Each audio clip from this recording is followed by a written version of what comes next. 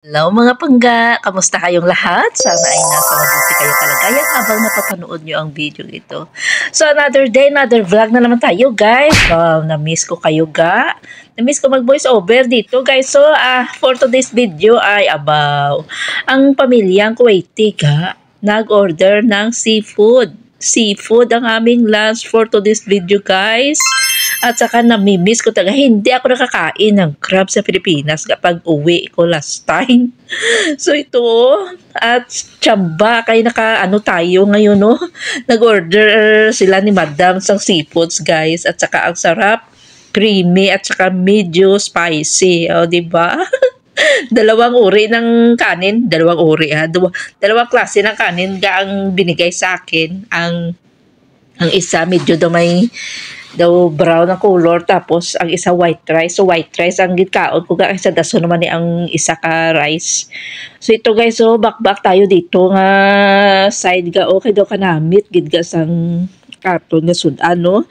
Samtang may i-share bala ako sa inyo ga, kasi last time bagong dating lang ako ga, galing bakasyon, agoy, na ospital man ako guys, oy, gindala ako sa ngakon nga alaga sa ospital ga. Actually, sa Pilipinas pa lang ako na do ginadala-dala ko lang bala guys, gina-ignore ko lang bala ang something sa akon nga paa na may na bali nagasakit or naga-swelling ang aking paa guys. So gin-ignore ko lang siya, and then nagbalik na ako dito, medyo nakabado na ako ga, kasi parang hindi na siya normal guys. At saka tumigas yung parang may lump na yung aking guys, yung aking paa, yung bumukol ba. Sabi ko baka na yung mga varicose o balaga haw, kasi may varicose ako guys, may mga veins ako dito. So baka bala na naglupok bala guys, or pumutok na bala yung ugat ko. So ako na bahala ako talaga ga, kasi akala ko may nag-blood clot na ako guys. So tumigas na yung ko, parang may portion na tumigas siya, at saka mainit, at saka namumula, saka wala man siya open wounds.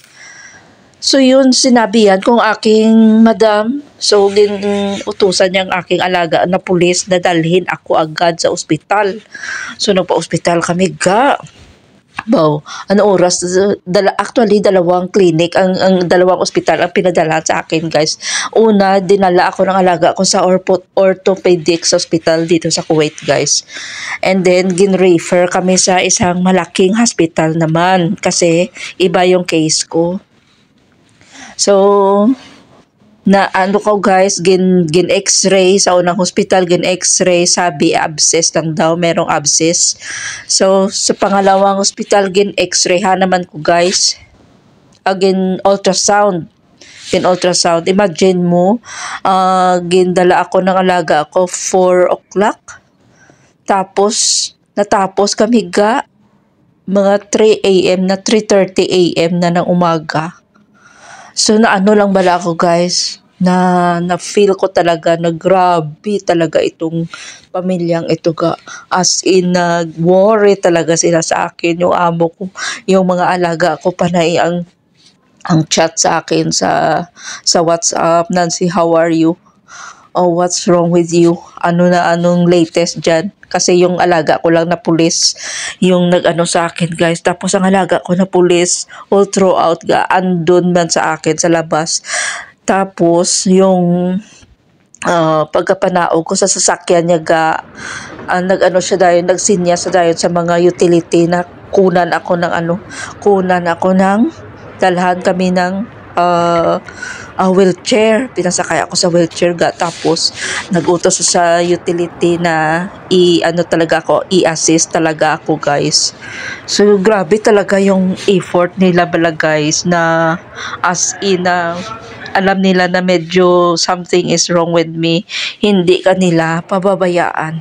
Saka nag-melt gid ang heart ko guys, my heart is melting, and I'm so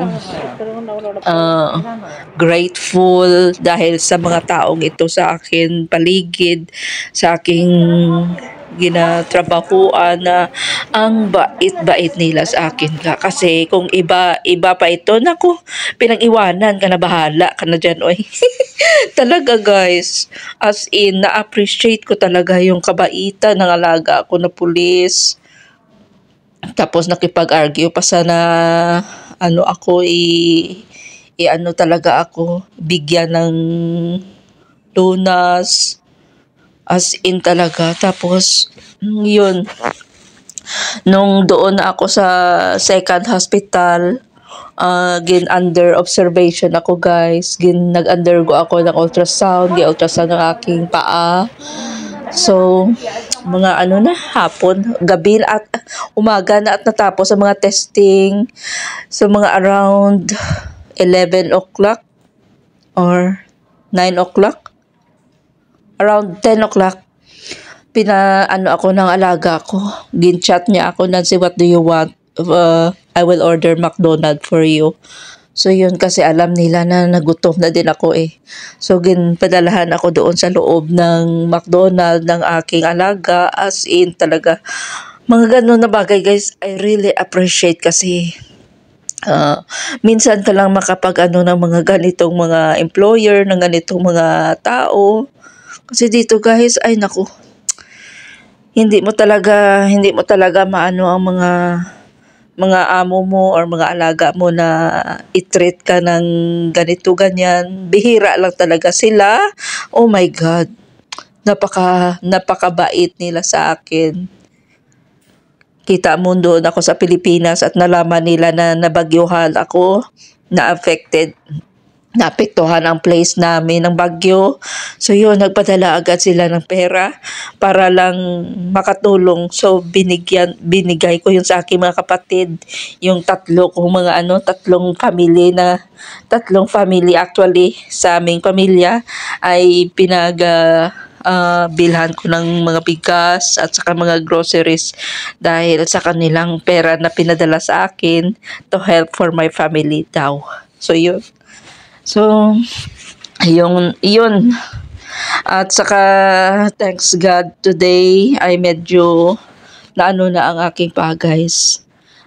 Unti-unti ng effective talaga effective ang gamot na binigay sa akin. At saka nung doon ako sa observation room sa hospital dalawang injection ng antibiotic yung binigay sa akin through dextrose. So yun ang sa akin, bigay sa akin ng kasi nagasakit ang aking paa, tsaka as in naga-swelling siya, as in pula-pula, as in mainit and tumitigas talaga. So grabe ang struggle ko sa aking paa guys. So yun, hindi talaga ako nila pinabayaan. At saka everyday pag andito sila, Nancy, how is your legs? Are you okay now? Is there any problem? So yun ang mga kaganapan dito sa aking buhay dito guys sa Kuwait. Napaka-very na-appreciate ko talaga yung nila sa akin. Saka yung iba sabi nila pag matagal ka na sa amo mo, pag bumalik ka, nagaiba yung ugali. Sa akin guys, never. Ang bait-bait nila sa akin So, thanks God at medyo okay na ako ngayon guys. So, ito lang ang masishare ko sa inyo ang nangyari sa akin na nagkasakit ang aking paa. So, salamat sa panunood and see you again on my next vlog. Have a great day or have a great night everyone. Mag-ingat tayo lahat. At